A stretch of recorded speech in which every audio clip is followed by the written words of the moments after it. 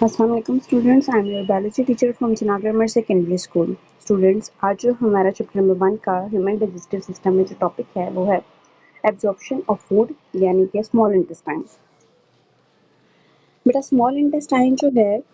अगर हम इसके बारे में पढ़ें तो जितने भी आप फूड इनटेक करते हैं जिसमें तमाम फूड को जो है पार्शियली कर लिया जाता है, उसको डाइजेस्ट किया जाता है स्टमक में, फिर कंप्लीट डाइजेशन जो है फूड की वो स्मॉल इंटेस्टाइन में की जाती है और स्मॉल इंटेस्टाइन इस फूड को कंप्लीटली डाइजेस्ट करने के बाद उसको एब्जॉर्ब कर लेती है ब्लड सर्कुलेटरी सिस्टम में, उसको फाइनल उसके सिंपल फॉर्म में कन्वर्ट करने के बाद उसको एब्जॉर्ब कराया जाता है।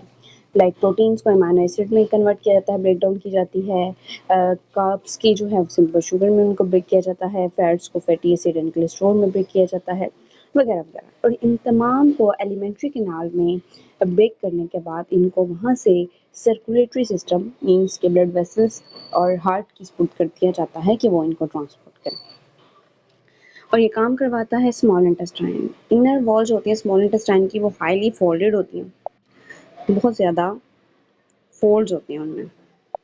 ठीक है। ये इनर वॉल है और आप इसमें बहुत ज़्यादा मैनी फोल्ड्स, ये आप देख सकती हैं कि बहुत ज़्यादा कॉन्वोल्यूटेड है ये, और इसमें फिंगर लाइक प्रोजेक्शंस बनी हुई है, ये आपको नज़र आ रही होंगी फिंगर लाइक प्रोजेक्शंस, इनको विलाई कहते हैं। और अगर एक की बात की जाए तो एक फिंगर लाइक प्रोजेक्शन को विलस कहते हैं। ये सरफेस एरिया को इन्हेंस करते हैं, इंक्रीज करते हैं सरफेस एरिया को, ताकि ज़्यादा से ज़्यादा एब्जॉर्प्शन हो सके। इसका पर्पज़ ये होता है ये प्रोजेक्शंस का। अब जो मॉलिक्यूल्स होते हैं ना उनको यहाँ पे एब्जॉर्ब किया जाता है, इन्हीं विलाय और विलस के अंदर फिंगर लाइक प्रोजेक्शंस के थ्रू इनको एब्जॉर्ब किया जाता है, एब्जॉर्ब किया जाता है डिफ्यूजन के या एक्टिव ट्रांसपोर्ट के ज़रिए से,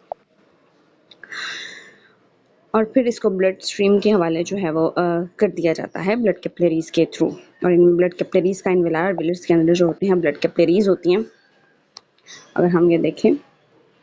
तो ये आपको इस फिगर में ब्लड कैपिलरीज नज़र आ रही होंगी अंदर, ठीक है। और एक जो है वो लिम्फेटिक सिस्टम की वेसल्स भी होती हैं जिसे हम लिम्फ्स कहते हैं, आप इसमें देख सकते हैं।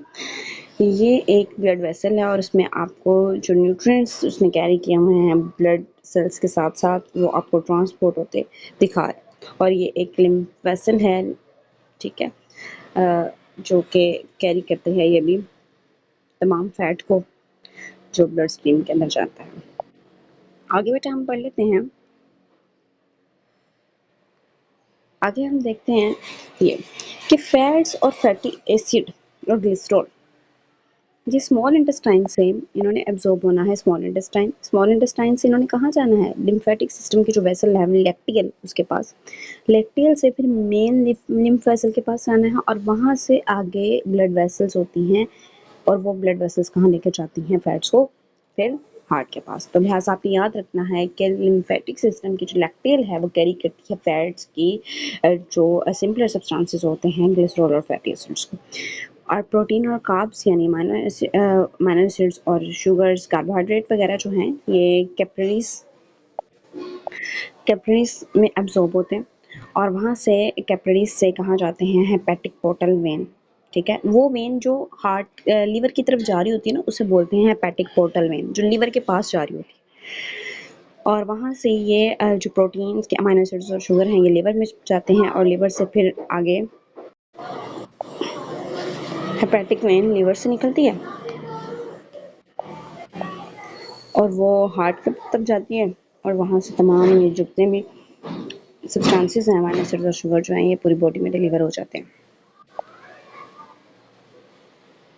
अगर हम बात करें इमेज की,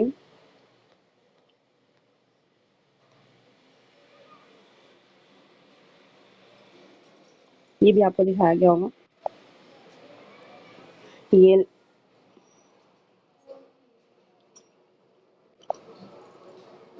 उसके अलावा हम बात करते हैं जी अपेंडिक्स, लार्ज इंटेस्टाइन की। लार्ज इंटेस्टाइन जो है यहाँ पर देखिएगा कि ये तमाम ये जो अंदर वाला पोर्शन था ये स्मॉल इंटेस्टाइन थी, और इसके अलावा अगर बाहर देखा जाए तो ये लार्ज इंटेस्टाइन है। लार्ज इंटेस्टाइन का ये जो पार्ट है इसे सीकम बोलते हैं,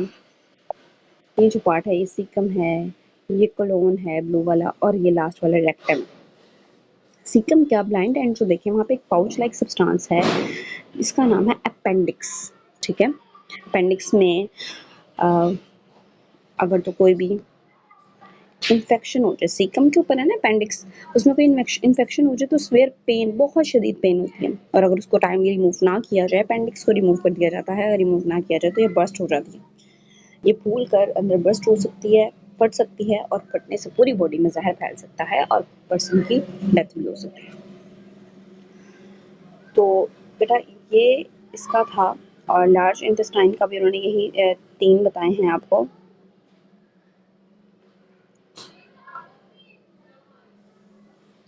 ठीक है, ये लार्ज इंटेस्टाइन का भी, ठीक है। और 3 हिस्से हैं इसका, और लार्ज इंटेस्टाइन में फूड्स को जो है वो एब्ज़ॉर्ब कर लिया जाता है, तमाम सारी खुराक को एब्ज़ॉर्ब कर लिया जाता है,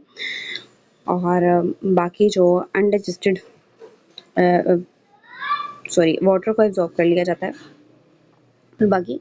वाटर को एब्ज़ॉर्ब करने के बाद जो सॉलिड सब्सटेंस बचता है, सॉलिड जो मटेरियल बचता है, उसको हम फीसिस कहते हैं, और उसको